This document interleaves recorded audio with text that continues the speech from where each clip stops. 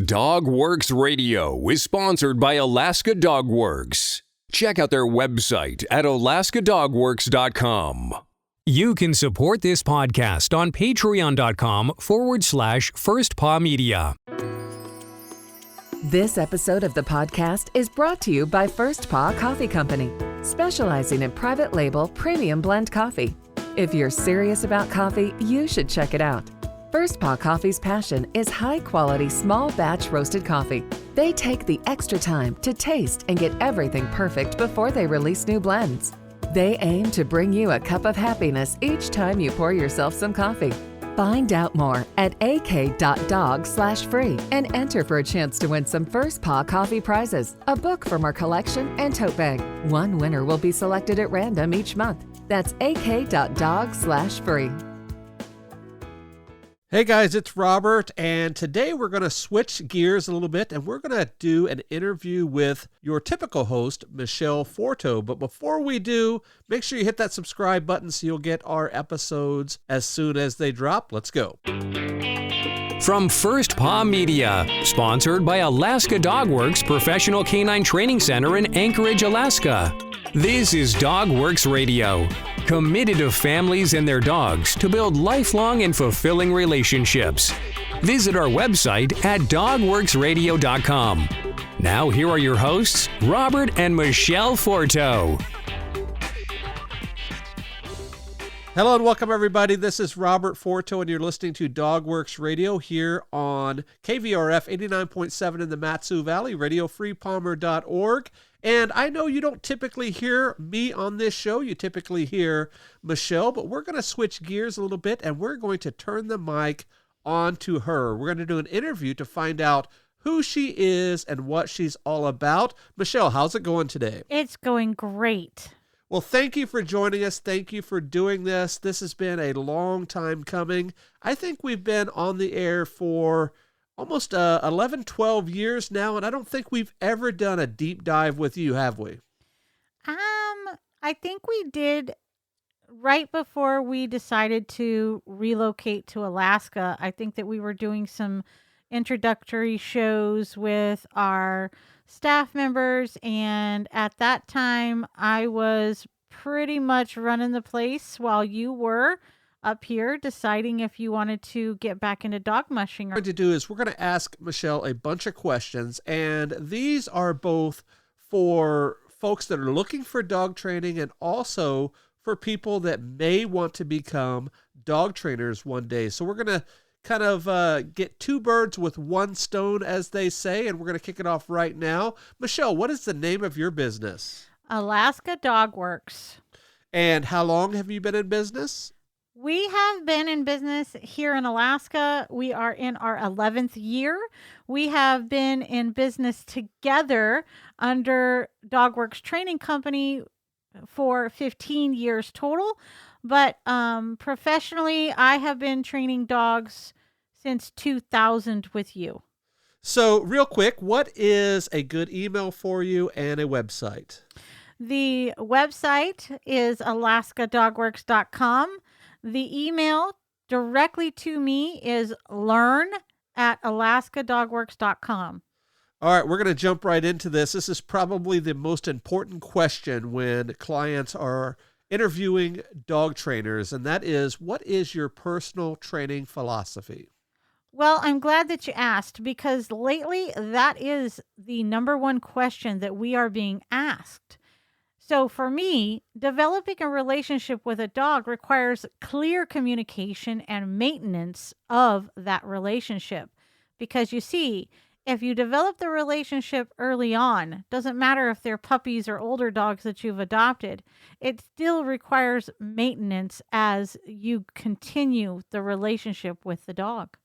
So we alluded to this question just a couple of minutes ago, but I'm sure you're going to expound on it a little bit. But how long have you been in business and what type of services do you provide?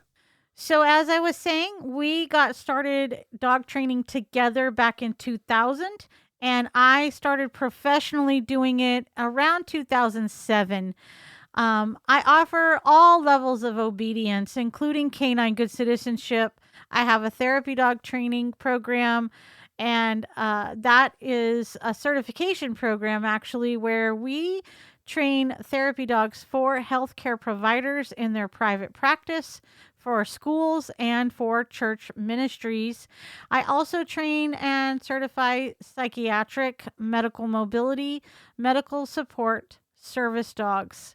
I can also train dog powered and adventure sports, which is a lot of fun. So you mentioned that you've been training professionally since 2007, but how did you get started?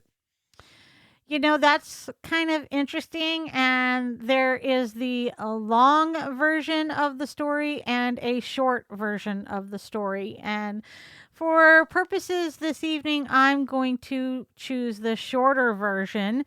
Um, In late 1999, early 2000, I experienced a major life shift and was aligned with my business partner, who would later become my husband, and that is you, Robert.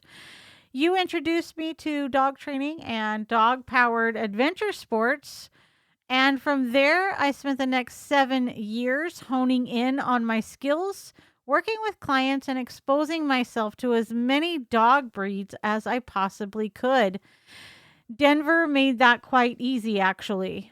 They are dog lovers there in Denver. I also chose to specialize in two different disciplines, therapy and service dog training. And then within those realms, I chose to further specialize in specific areas. So are you involved in any dog sports or other activities? I am actually. I do enjoy dog mushing that you taught me how to do. And I also really enjoy bike joring, which is using kind of our mushing gear on a bike with one or two dogs. And I really like doing it with two dogs. I don't know if I necessarily excel at bike joring, but it is something that I truly enjoy, and it puts a smile on my face every time, to where dog mushing stresses me out a little bit more.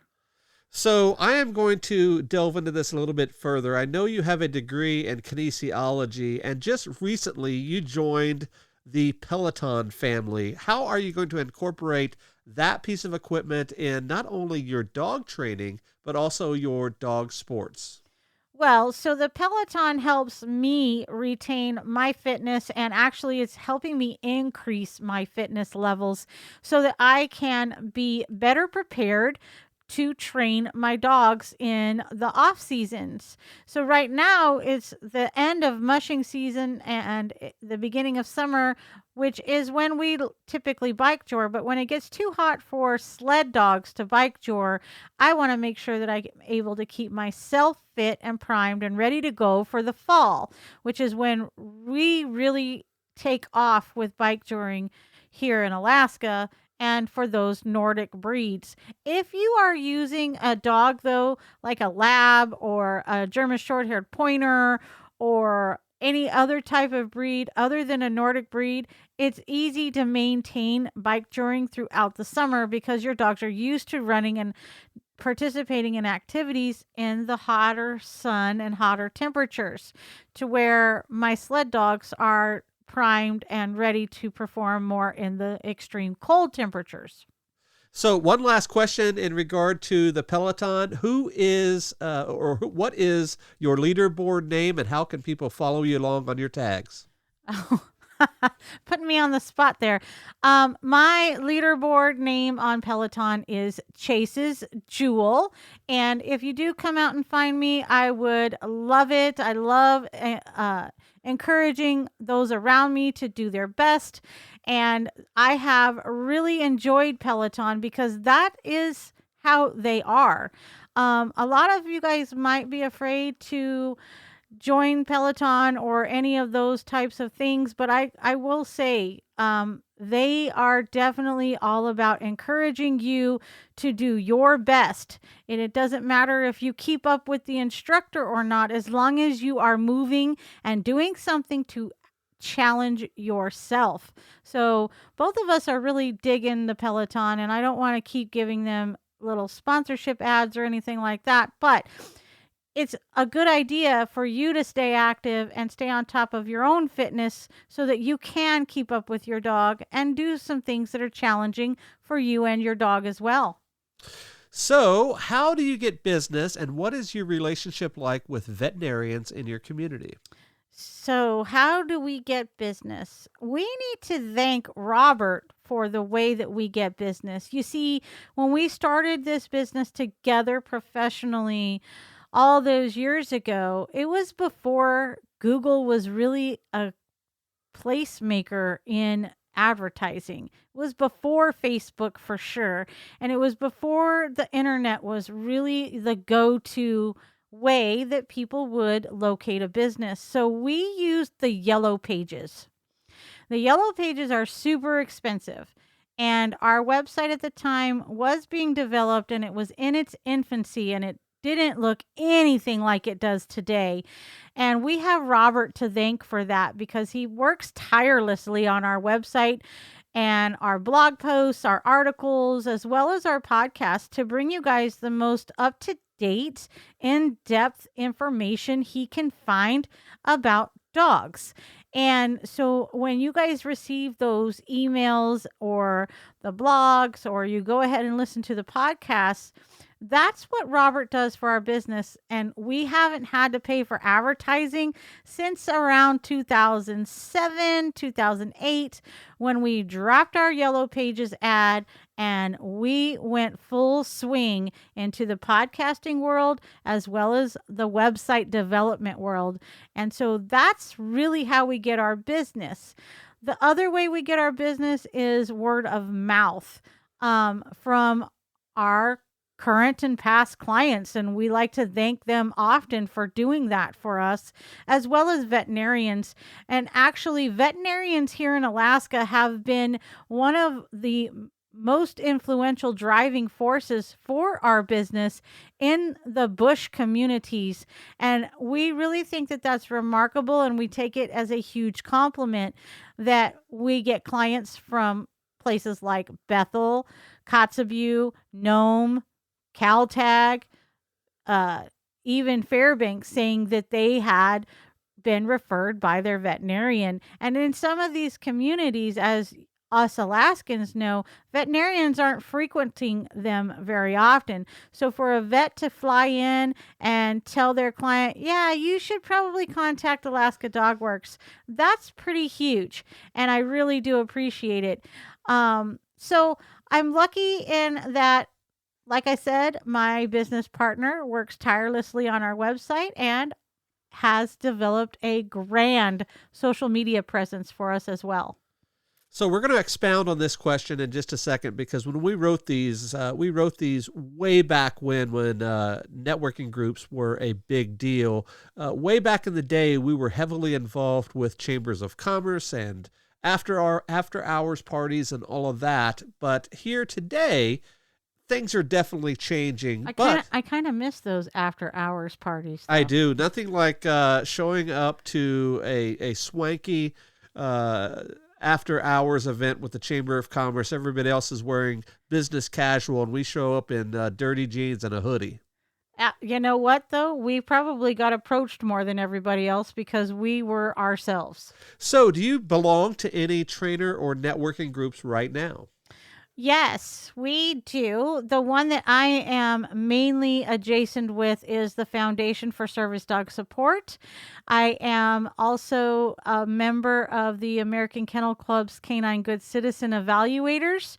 I am an Intermountain Read Therapy Dog certified, recognized dog trainer company in Alaska.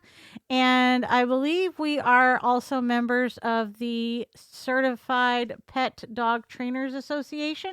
And the ABDT as well. So, Michele, a little earlier we talked about Peloton. We also talked about your schooling with kinesiology. I understand that you have a hashtag that you frequently use there as well as when you're in school, and I think we could probably equate that to dogs as well. What is that hashtag?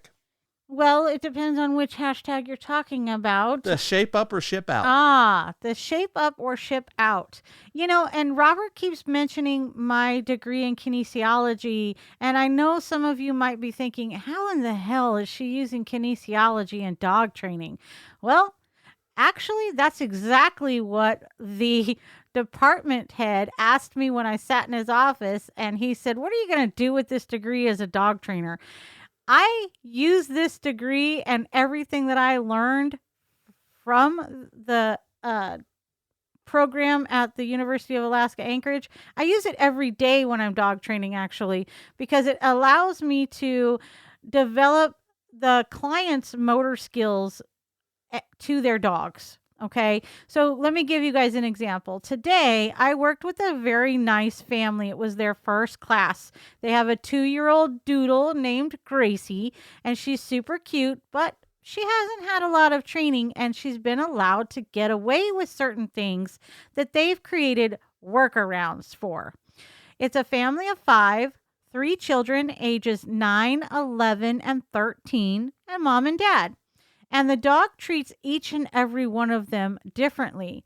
And as I was having each of them take a turn walking the dog about 50 paces and turning around and bringing her back, I noticed as we sequenced through the family members how she was treating each of them differently in her gait. If she was pulling, how she was pulling, if she was pulling off to the side, or if she was pulling towards the front, or if she was paying attention, who was she making eye contact with, and how were they reacting to her? And I found it quite interesting because of my background, especially in motor skills. I was able to make adjustments very quickly, especially for the 9-year-old and the mom. They were the ones struggling a little bit more than the others. So I was able to make those adjustments very quickly. It was also interesting, Robert, how everybody decided to hold the leash without me giving them any instructions. I always start you off by, show me how you do it. And immediately I got 5 different ways of holding a leash, including the way you used to hold the leash, which I call the danger wrap. So that means that you wrap the leash all the way around your hand and your wrist, and then you try to walk the dog with the least amount of leash possible. And that caused you a very bad injury to your wrist. And so one of the little men today, I had to explain to him why we don't want to wrap that leash around our hands. Again, I used kinesiology, and I gave him examples from how he plays hockey and how he holds his hockey stick. So that hashtag is hashtag shape up or ship out. If you follow us on Instagram, our most popular hashtags are hashtag paws up and hashtag dog pod, since you're listening to DogWorks Radio. So let's jump back into it. Michele, what do you believe are the 3 most important commands to teach a dog? I truly believe that the 3 most important commands to teach a dog are the ones that people fail at the most, believe it or not. Number 1 is to correctly teach them their name. Number 2 is to correctly teach them come recall. Number 3 is to correctly teach them stay in place. And the reason why I say correctly is because we get complacent and then we don't do follow through. And remember, in my philosophy, I said maintenance is a big deal. So yeah, your dog might know their name, but if you got a dog as a young puppy and you already had another dog in your house, even if their names aren't similar in sound, they will come to the other dog's name typically as well, which can pose problems if you don't want them to do that. For instance, I can give you guys an example with my own dogs. Bodie and Reagan are 10 and 10 and a half years old. We got Reagan first, and Reagan definitely knows her name, and I would say most of the time she'll come when called. She's a Siberian Husky, so you got to give me a little bit of leeway on that. Bodie, also a Siberian Husky, thinks that his name is Reagan because he doesn't want to miss out on something if she's called and he's not. And that happens to a lot of our clients as well. So be sure that they each know their own names respectfully. Also, when you do come, never, ever, ever use a growly or scolding type of a voice when you call your dog to you, same as when you say their name. You always want to be happy that they looked at you, responded to their name, and came to you when you called them, even if they didn't quite do it right. If you scold them during come, they'll never trust and they won't want to do it. Stay in place is pretty self-explanatory. You have to work on stays in lots of different locations to proof that your dog is actually doing it. So what type of dog training cases do you find most difficult and why? I would say the type of cases that I really find the most challenging are when people have unrealistic expectations or fantasy ideals about what dog training is and what dog trainers actually do. You know, a few years ago, there was a meme going around and it said exactly that. What dog trainers actually do versus what people think we do. And that really kind of comes down to it, actually, is that there's a plethora of information on the internet about how to do X with your dog. Now there's even more videos, there's more quick tips, there's master classes, there's all kinds of conflicting information out there. And, you know, none of it's bad. All of it's good. And really what comes down to is you have to figure out what is going to work best for you and your dog and your situation. And none of them are the same. And so I like to help people realize that sometimes your expectations of, let's say, for instance, you want your dog to do agility, and you get there and you've got all the fantasy ideals about how it's going to go, and your dog's going to be super fly and everything's going to fall into place. And it's not going to take too much training because your dog's going to love it because you've thought about it so hard that you've developed an unrealistic expectation or, like I said, a fantasy ideal. And you get to the agility location and you discover very quickly that it takes a lot of work, a lot of repetition to get the dog to be responsive to those hand signals and cues so that they are actually following the directions without any fear. Some of those obstacles are scary to the dogs. And some dogs, quite frankly, don't like it. So you have to reel in your expectations every once in a while and kind of bits and pieces of them out so that you can develop the skills towards the goal that you have in mind and erase all of those fantasies about that goal. Because to reach a goal, even for yourself, takes hard work. All right, guys, we're going to take a quick break, and when we come back, we're going to continue our conversation with Michele Forto. We're living in uncertain times. If there is one thing we can be thankful for, that is the recent pet adoption boom. Shelters are being cleared out, and that means you may not know much about your new best friend. Alaska Dogworks virtual and on-site classes are the best way for you to build a lasting bond and learn about your pup, new or old. From setting up a proper routine to learning the commands and much more, Alaska Dogworks provides you with the resources to develop your dog into one of the best. Right now, Alaska Dogworks has an exclusive offer just for our listeners. Go to alaskadogworks.com now and use promo code DOGWORKS and save 20% off your training program at the time of your booking. Visit alaskadogworks.com and use promo code DOGWORKS to save 20% today. That's alaskadogworks.com and use promo code DOGWORKS at the time of booking. All right, guys, we are back, and this is Robert, and we're talking to Michele about her life as a dog trainer. We're going to continue on. We have a few more questions about dogs and their owners before we jump into the nuts and bolts of this episode, and that is being a dog training business owner. But before we get to that, Michele, what advice would you give to other trainers about working with dogs and their owners? We get these phone calls every once in a while from up and coming dog trainers. And the first thing I tell them is to be patient, set realistic goals, offer flexibility, but don't bend so far that you allow a client to break your own morals, values, or guidelines. And that's really my biggest takeaway for anyone starting their own business, regardless if it's with dogs or not. You've really got to understand what your morals are, what your values are, and your guidelines. Set those boundaries for yourself, and then don't allow other people, no matter how much they're influencing your bottom line, to have you break those boundaries. So, Michele, can we expound on that a little bit? And can you offer a specific tip or trick for working with dogs or owners that other trainers may find helpful? Absolutely.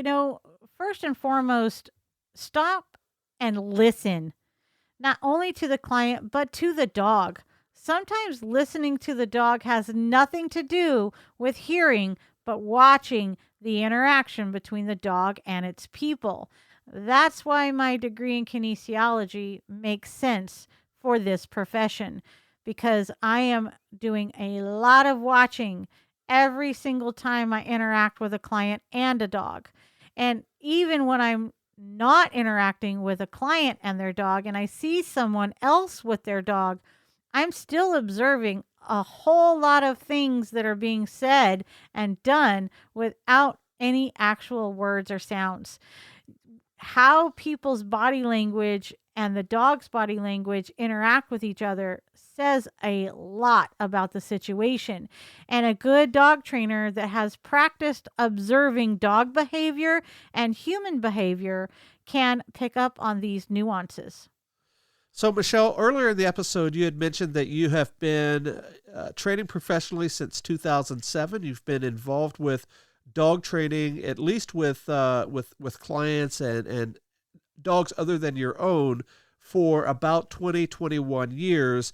But this industry is much different than a lot of industries in terms of service, because we form specific relationships with their dogs. We're not, the plumber that comes over, fixes the leak, and then you pay the bill and you walk out. We have very long-term and often very unique relationship with our clients and their dogs. And that comes to the next question, because in this industry, there's a lot of burnout, there's a lot of fatigue, there's a lot of emotions that go into being a business owner like this. So with that, Michele, how do you handle adversity in your business, and maybe give a tip or trick for folks that are just getting started? Well, dog training is stressful. It's not only stressful for the client, it's stressful for the dog, and it can be stressful for myself as a dog trainer as well. And so what I like to tell people is, don't try to tackle too much too soon, because that's not going to correct the problem. That's not going to help you reach your goal. Just because you're trying to get it done as fast as you can, it's not going to have a good end result. It's like trying to walk on the football field and play in the championship game without having built up any of your momentum, if you will, through practice and other games through the season. It's like you just rolled in and said, yo, I'm here. I'm going to save the day and going to win the championship. No, you're not. You haven't put in any of the work. So if you think that that's how dog training is going to work, then you've got a really, really rude awakening coming your way, because dogs have minds of their own, as we're all fully aware. And what their idea of interaction and how the relationship is going to play out with you is different than what you think. And you have to come to an agreement. And that's where the communication really is key. This isn't about putting a leash on a dog or any other type of tool and getting that dog to submit to you. That is not our style. That has never been my style. And that's just not a good way to develop a relationship with a dog or any animal for that matter. You really want them to build trust in you and want to work with you, not for you. And that includes service dogs. I want them to work with my clients, not for them. I want them to feel like they are part of the relationship, not just something on the end of the leash for my leisure or to satisfy something I may need. And that's pretty much why I really get with dog trainers early on that are asking us questions and things. I really want to remind them to, hey, take a minute, stop, slow the training down. Don't try to get people to commit to 1 or 2 dog training classes or a package of 3, which is what I'm hearing a lot about lately, and think that you can fix their problems magically in 3 short lessons. You can't. We develop relationships with our clients so that we can build trusting relationships with their dogs so that their dogs learn how to have a meaningful, worthy relationship with their person that doesn't feel forced. And we're going to do some more of those tips and tricks for new dog trainers in just a second. But just a second ago, we talked about burnout. Currently, Michele, you're working 6 or 7 days a week. Dog trainers almost always work opposite schedules of everybody else. If everybody else works 9 to 5, you're typically working after those times so you can meet with them on their off time. So how do you deal with not getting burned out in this crazy business that you're in? I listen to a lot of rock and roll, and lately I've been putting in quite a few miles on Peloton. Every opportunity I can get, actually.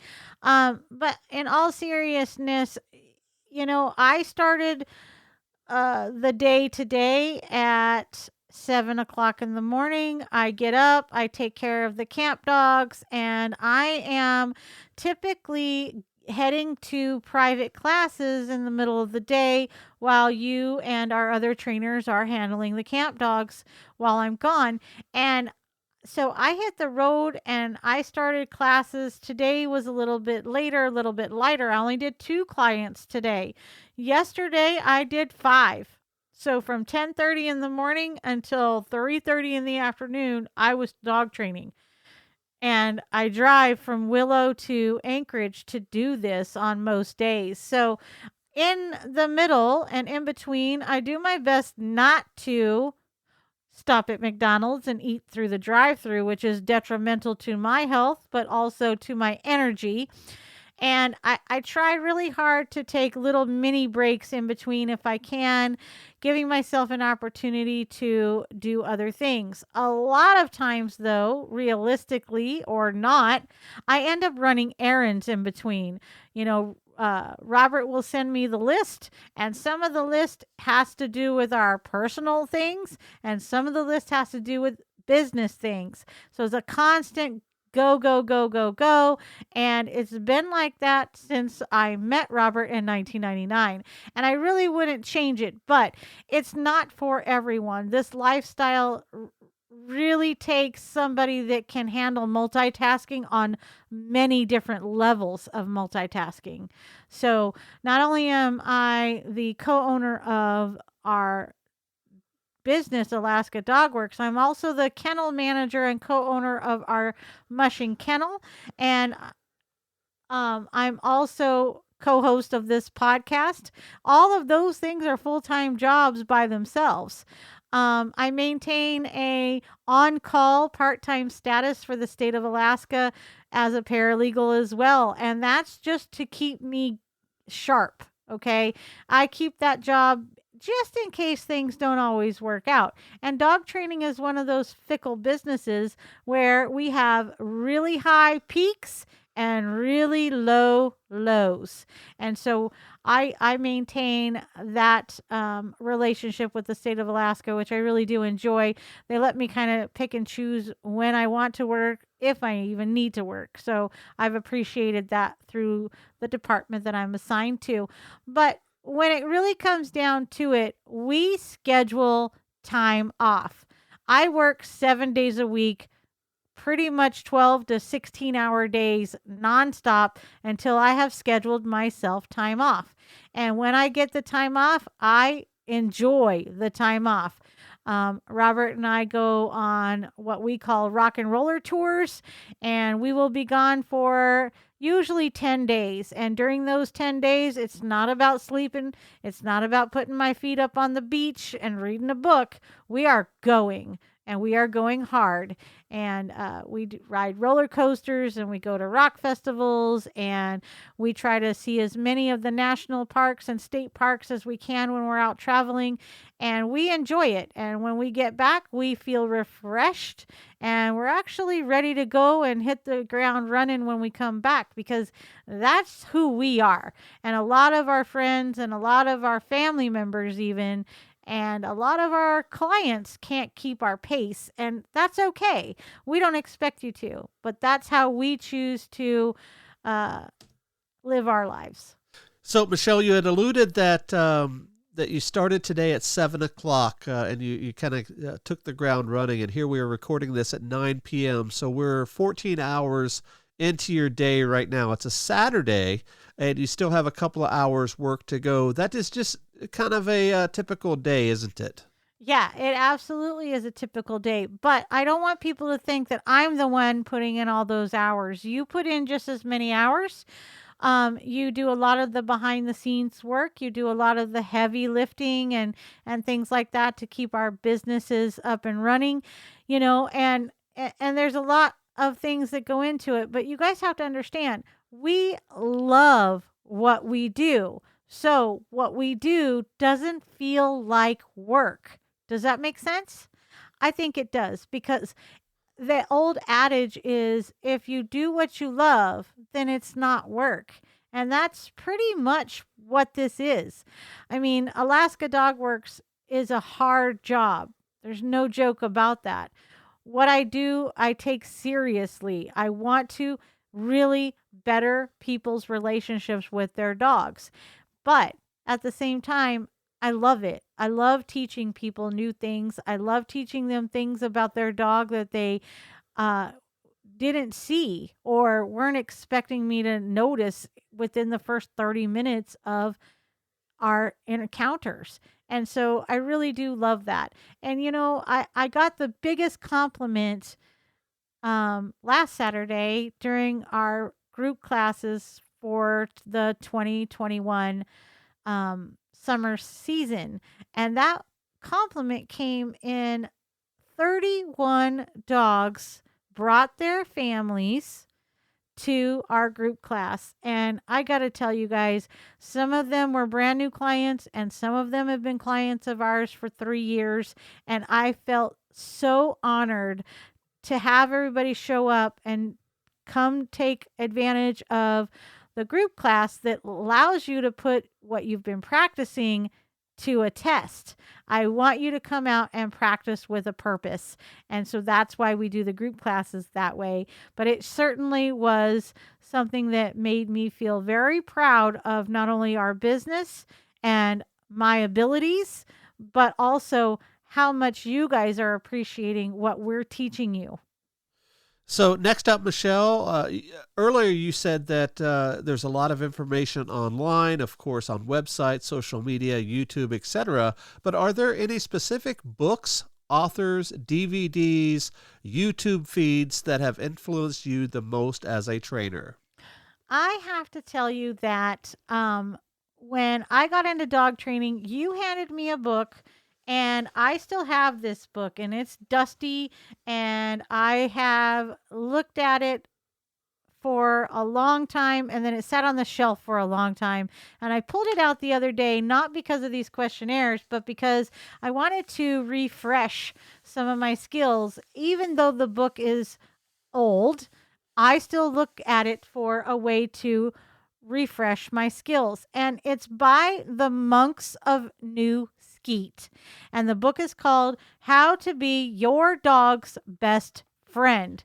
And, a lot of the things that the monks teach in the book really resonated with me. It was actually resonating with me because that's how I was raising my kids. And so I thought, that really makes sense to me. If you ask something of the dog, you have to be willing to have a give and take relationship with the dog.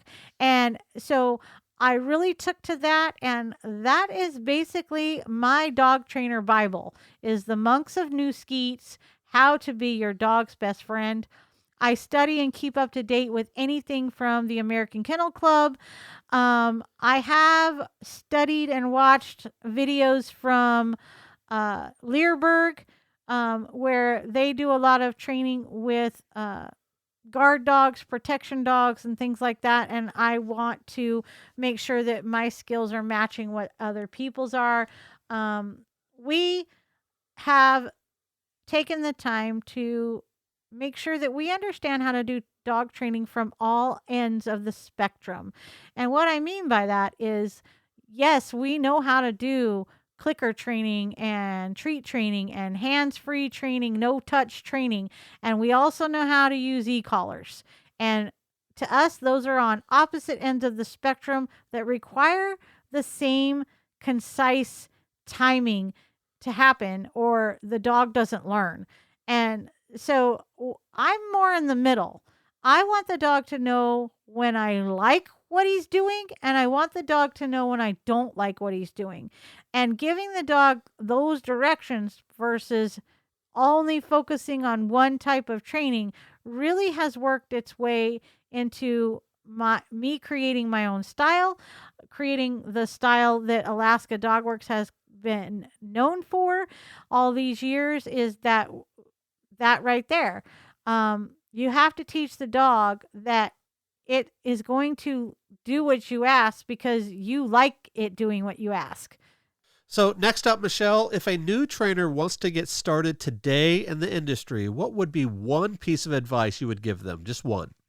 For a person just starting dog training, I would say, you know what, before you sign up for that online school, there's quite a few now, go talk to a dog trainer and find out if they would allow you to shadow them. And what I mean by that is you're not going to do any dog training, but ask them if you can just hang out and watch. Watch what they do. Listen to how they talk to the clients. Ask them questions about how they developed their skills, because it's really tough to be able to train a group class and train a client one-on-one if you have problems standing up in front of your class at school and giving a speech. So I'm sure a lot of these will intermix a little bit, but what would be one thing that you would caution that same person on that's going into business? I would caution you on thinking that this is easy and an easy way to make money. It's not. You really need to learn your own style and how to develop it. And you cannot be a dog trainer just because you have a well-behaved dog yourself.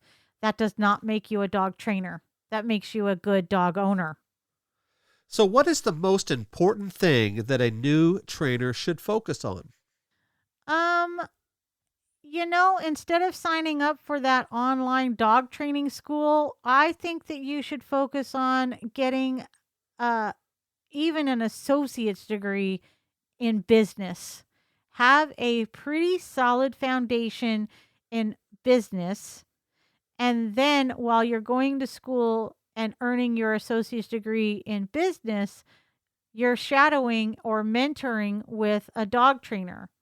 Even if your job with the dog trainer is simply cleaning up their board and train kennels, you're still learning about dog breeds. And that's really what makes or breaks a dog trainer, is being able to handle and understand dog body language, dog behavior, and the differences and nuances in dog breeds. And I have to second that, Michelle. Not only should you be well versed in business, but you should really get out there and work with as many dogs as you possibly can. You will only become a better dog trainer by working with many, many dogs. I'm not talking 5 or 10. I'm talking 50, 100, 200, 300. Then you can feel confident in what you do and really go out there and take the business world on. Well, also, Robert, let's say you worked 50 golden retrievers. Even if you didn't put a variety of breeds into your background, which I highly suggest you do, but let's say you only worked with golden retrievers.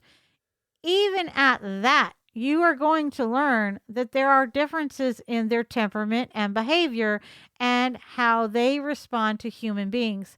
And so that really brings us back around to, you need to understand what makes dogs work, their drives. Those behaviors are key components, and how you as a dog trainer should decide what the best course of action and the style of training is for each particular dog and client. Because if you've got a sassy pants dog and a meek client, you have to figure out how to marry the two together so that it works. Because sometimes the client's personality and the dog's personality don't match. In fact, they're polar opposites. And in most cases, that can actually have detrimental effects, can't it? It can. So, Michelle, over the last 45 minutes or so, we gave a heck of a lot of advice to not only dog owners that are seeking out training, but in particular, folks that are wanting to take this on as a career path. And I think that this question is probably one of the most important questions for those new trainers coming on the block. And you gave advice about things that they should focus on or things that they should take under account before they get too heavily involved. My question to you is, what are a couple of things that they should absolutely forget about? Not worry about it right now, not worry about it before you go into business. Just throw it out the door because it's not going to matter in the end. Building your social media presence should be one of the last things you consider if you want to become a well-rounded, versed dog trainer. Developing your social media skills and taking little Insta videos and little lives and stuff like that, it really has nothing to do with what you're producing as a dog trainer. And if you're not paying attention, that's when someone's going to get hurt, including you. So hold on a second. The only way people promote themselves these days is on social media, Instagram, TikTok, YouTube, all of that. How in the world are they going to get business if you're telling them not to focus on social media? Take yourself and your dog out to the park and make it look easy. And people will come up and ask you questions. When you see someone struggling in the park, make it your business, offer to help them. And after a while, you're going to start developing skills. But remember, I said that one of the best things you can do for yourself as an up-and-coming dog trainer is to find another dog trainer that's willing to mentor you and allow you to get at least 100 hours in before you delve into this as a full-time make-or-break-me career path. That's good advice. Let that mentor that's helping you out, if you're working at their training facility or with them on in-home lessons or whatever, let them concentrate on getting the new clients in the door. You just practice on honing your skills to become the best trainer that you can. So, Michelle, we have just a couple of more questions left. And we've talked a lot about dog trainers and also dog owners that are looking for dog training services. Is there anything else that you would like to add to either side of that coin, the dog trainer or the dog owner? I guess I would say never stop learning new things to teach your dog. Because if you're learning new things to teach your dog, then you're able to teach new things to your clients and their dogs as well. So, Michele, to end the episode, how can folks find you online or follow you if they're interested in learning more about you? So I am on Twitter, LinkedIn, Instagram, Facebook. You can pretty much find me just by typing in my name, Michele Forto. I do have a weird spelling on that, so look me up on our website, alaskadogworks.com. And if you follow us on Facebook at alaskadogworks.com, you can probably find a way to get in touch with me through my social sites that way as well. But yeah, I look forward to seeing you and hearing from you. Remember, my Peloton leaderboard name is different than all the others. It is Chase's Jewel, and my hashtag there is Shape Up or Ship Out. And I'd love to see you join me on Peloton. So, guys, you've stuck with us this long. I encourage you to stick through the credits because we have a bonus question for Michele, something that she does not even know is coming. So just stay tuned through this, and we'll be right back. Did you know that Alaska Dog Works trains service dogs for those in need throughout North America? Each and every service dog that is trained through the Lead Dog Service Dog Program and Michele Forto and her team has an individual training plan. We train for autistic, mobility, psychiatric, and PTSD for our soldiers for service work. If you know of someone that may need a service dog, please take a moment and check out Alaska Dog Works on social media and at alaskadogworks.com. Guys, this is Robert Forto. You've been listening to Dog Works Radio here on KVRF 89.7 in the Mat-Su Valley. RadioFreePalmer.org is our live streaming site. You can find all of our episodes over on dogworksradio.com. Be sure to check us out on social media by searching DogWorks Radio.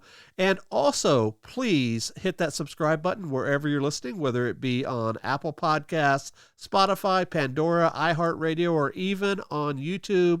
It helps out those algorithms and can really help us grow. So, Michele, we've spoke for about an hour now, and hopefully a few of them have stuck through till the very end. And I have one last question for you, and that is, what is next? I understand that you're in the process of starting up a brand new nonprofit that's going to have its first board meeting in about 2 weeks. What is that all about? What is the name of it? And what are some things that they're going to focus on?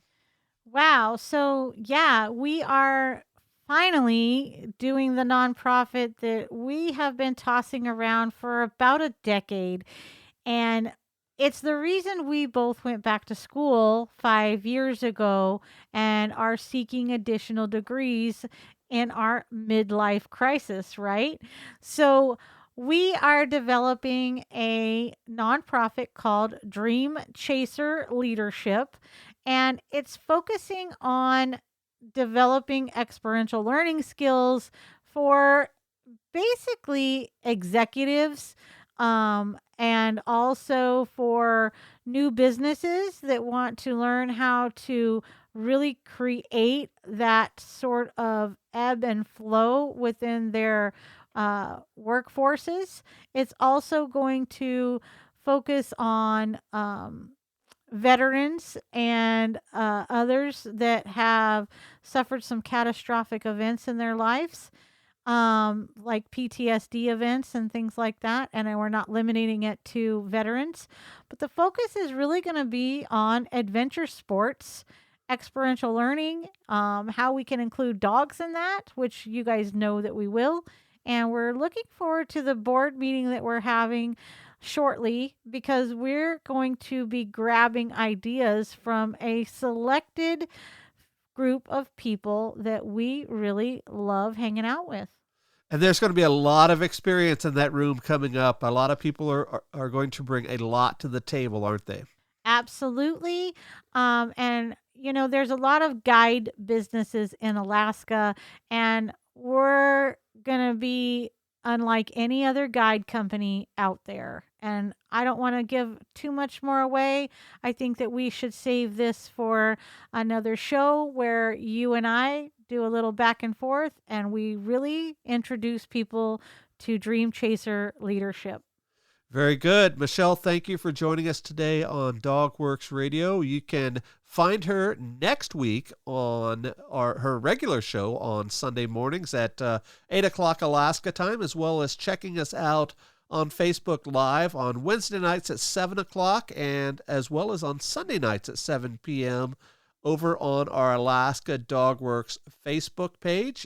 We answer questions, we give training tips and advice, we talk about products, we answer questions that people ask us questions about, and so on and so forth. So with that, we'll see you guys next time. Goodbye.